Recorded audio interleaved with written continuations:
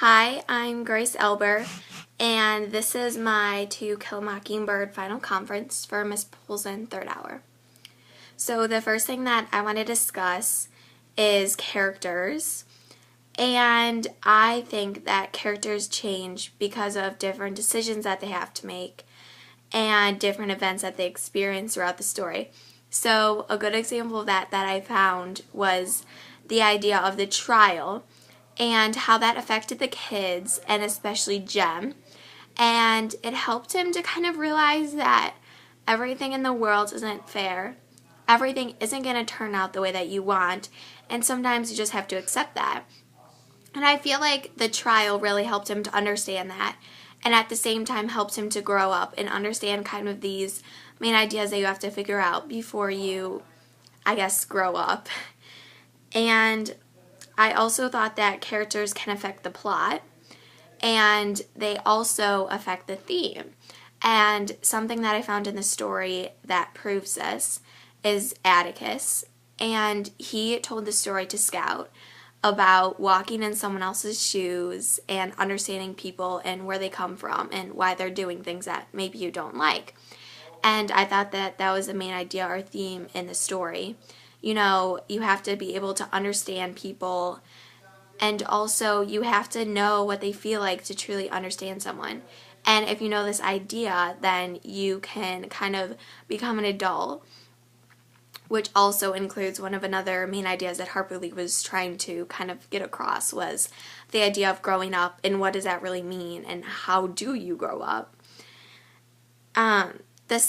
Another thing that I thought characters can help a story is they help us to understand other characters by the way that they interact with them. So an example of that I found was Calpurnia, how she acts like a mother to Scout and Jem. And this just kind of, to me, showed her caring personality. And also, I like the idea how she brought them to her church. And that showed how she definitely she takes Scout and Jem as kind of one of her own and treats them with a lot of respect. So moving on to the next topic, which was figurative language and basically how the story was written. The first thing I noticed when doing this was the point of view, and the point of view is first person, and it's the narrator is Scout. And I thought that was kind of a cool idea to have a child narrate the story because it gave you a different point of view. And I learned that, you can't always trust 100% of what Scout's saying. When she was telling the story about the Radley house, she was definitely exaggerating a lot, and she got the whole story from Jem. So he was kind of exaggerating. So you had to kind of pick apart, and you couldn't always trust her. But I also liked how there was the child point of view because I felt like the emotions were really relatable, and I could understand what she was going through when she was trying to kind of grow up and figure out all these tough ideas that come along with living in today's society. I also thought that Harper Lee used a lot of indirect characterization, which was very genius on her part. She kind of made us infer of what the character was like. She did this a lot by saying, giving us hints, by saying things like how they talk, how they dress, how they act. And I felt that an example was Atticus, how he tells the children to call him Atticus and not Dad. And this kind of shows that Atticus has respect for all people, age, gender, race, and this is where I really kind of started to appreciate Atticus and his character and how he acts, and it showed me that he's a really kind person and he's respectful to everyone.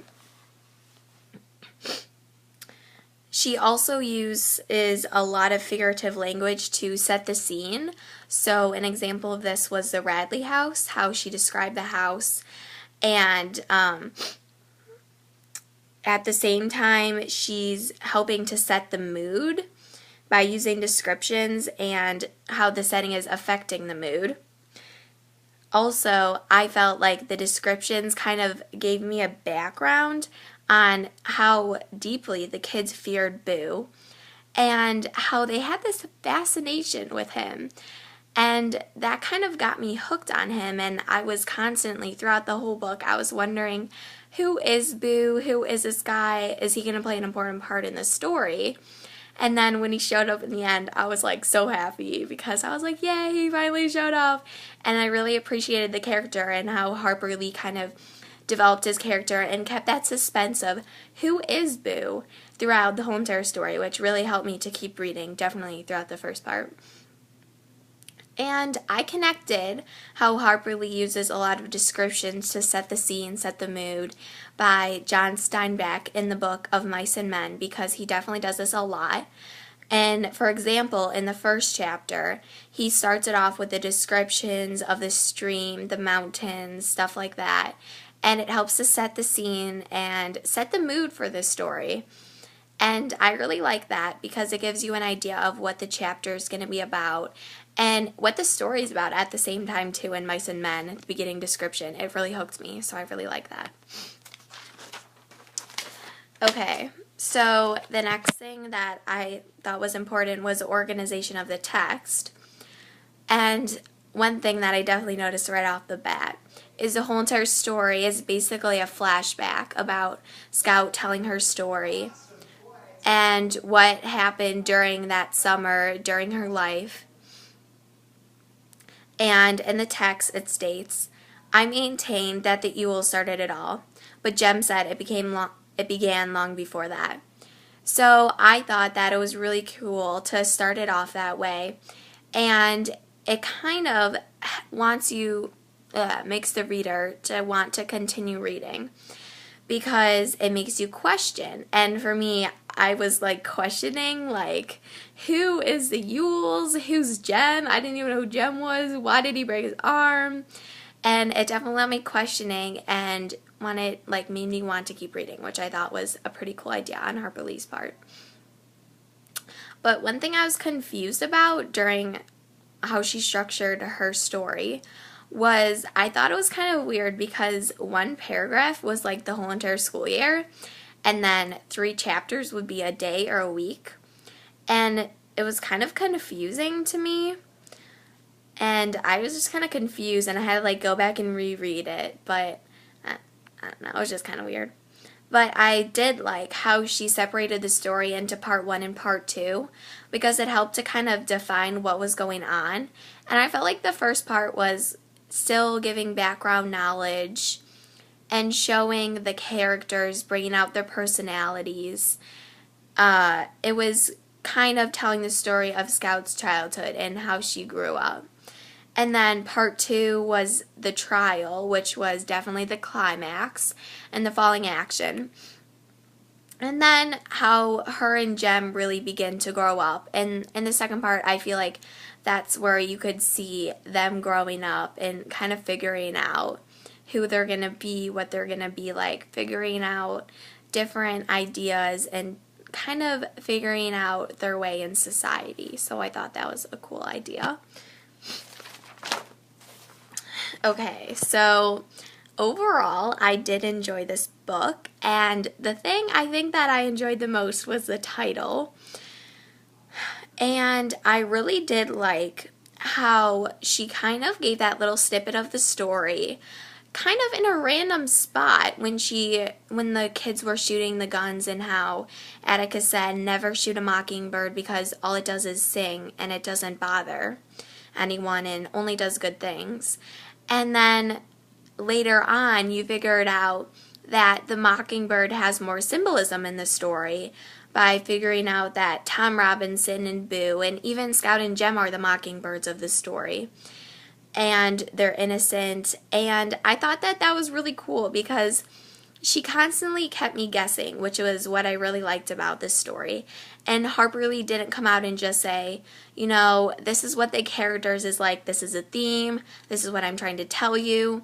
She definitely wanted you to kind of read in between the lines and look deeper into everything, which I really appreciated. And it was definitely challenging for me, but I did like that. And going back to the title a little bit, I know when I first heard about this book or like figured out, oh, we're reading To Kill a Mockingbird in English, I like was so confused by the title, and I was like, is it about a bird? What is this about? And I think even the title kind of drew me into the book and thinking, okay, what is this book about? It's such an interesting title. And then when I finished reading it, I just loved the title because I loved how it connected to the little story that Atticus told them, and then it also had the symbolism involved in it too, which was very genius. I really like that. I also liked how she incorporated the themes and the figurative language and just kind of didn't come out right out and say everything. And I thought the book was definitely a challenge. I did enjoy it overall, and I had a really fun time reading it. So this was my To Kill a Mockingbird conference, and thanks for listening.